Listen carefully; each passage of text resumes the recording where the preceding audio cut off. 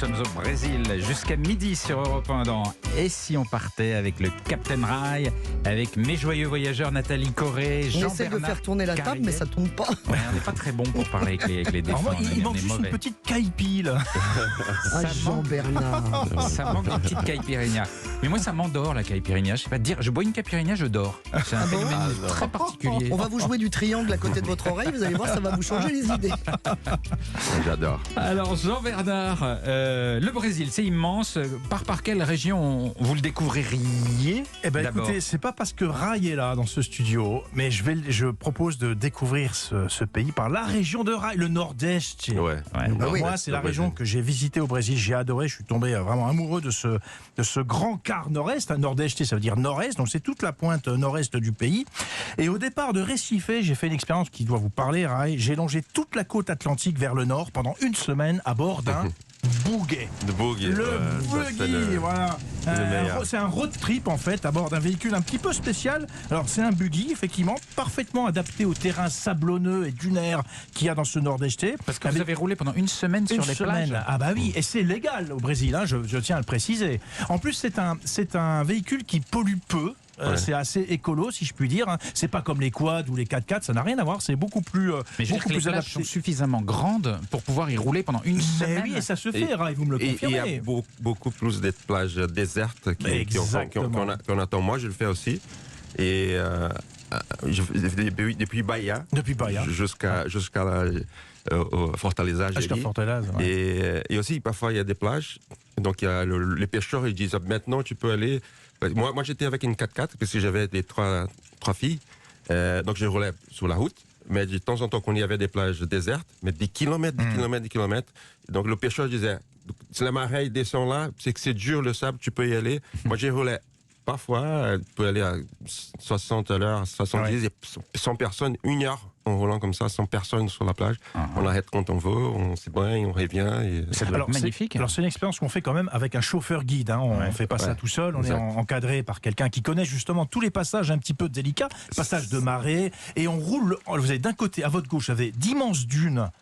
Complètement déserte, et à votre droite, les rouleaux de l'Atlantique. Et ça, c'est magique. Et de temps en temps, vous croisez quand même des villages de pêcheurs. Vous vous arrêtez, et ça, c'est le must. On s'arrête, petite gargote, et qu'est-ce qu'on mange? Riz, poisson, un poisson qui a été fraîchement pêché par les jangadeiros, les fameux pêcheurs qui ramènent sur la plage leur embarcation traditionnelle avec leur voile, je crois que c'est une voile qui est triangulaire d'ailleurs, et ils ramènent tout ça sur la plage, ils débarquent leurs poissons, le petit restaurant du coin leur achète ça, ils vous cuisinent ça sous vos yeux. C'est vraiment une expérience typique de ce Nordeste que j'adore en fait. Voilà. Ah, dis donc. Quel est votre coin préféré, Rai, au Brésil? Si vous disiez à un ami, tiens, commence ta découverte du Brésil par cet endroit, ce serait lequel?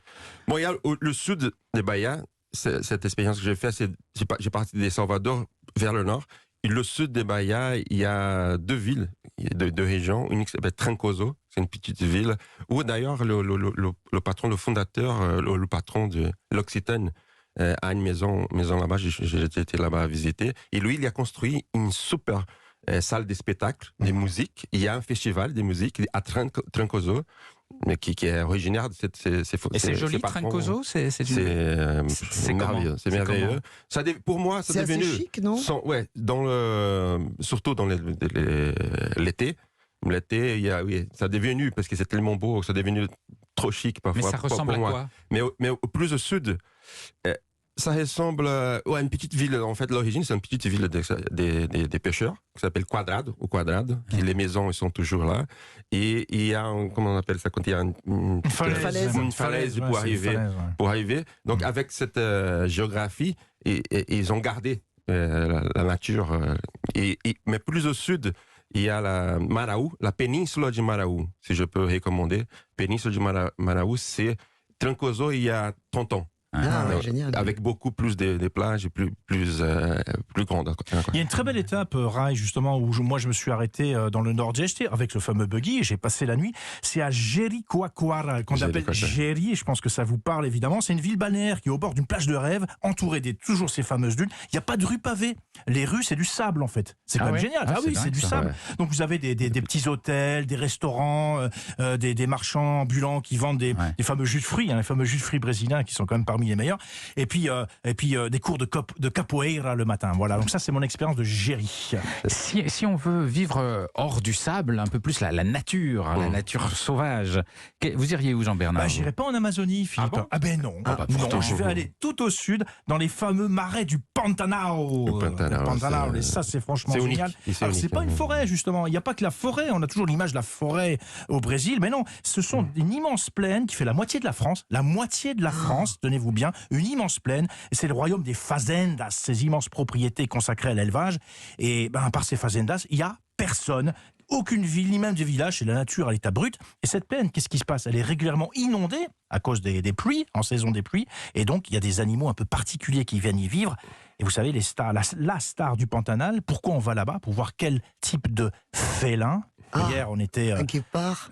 Hier, on était en train de dire, c'est le jaguar. Ah, jaguar. Le fameux jaguar. Alors, c'est pas toujours... Alors, Il y en a un qui vient de rentrer encore. Ça, c'est le bruit d'un jaguar? C'est le bruit d'un jaguar. Voilà. Alors, on va pister le jaguar dans son habitat naturel, avec un guide professionnel, évidemment. Alors, il faut avoir un peu de chance, parce que c'est un animal assez furtif. Et la meilleure saison, c'est en ce moment, en saison sèche, d'ailleurs. Ah, d'accord. Alors, si on veut trouver un petit coin de paradis entre les grandes villes comme Rio ou Sao Paulo. Alors, résolument, je pense que Rai, ça va lui parler aussi, mon cher Rai. Paraty. Moi, j'adore Paraty. Les Français adorent Paraty. Voilà, on va tous à Paraty, les Français. C'est un ancien village de pêcheurs qui est au bord d'une baie magnifique. Il y a plein d'îles et de plages de sable, justement. Et puis, au centre, on aime bien le petit côté culture, quand même, en tant que Français. Mais il y a une très belle architecture coloniale, 18e siècle. Voilà, centre historique. Il y a des rues pavées, des petits restaurants, des bars où, bien sûr, on fait la fête, Nathalie. On déguste pas que des jus de fruits. Merci beaucoup. On pourrait parler du Brésil pendant des heures. J'ai l'impression qu'on n'a quasiment rien dit. Et c'est immense, c'est immense. Mais c'était tellement sensuel, cette émission. Oui.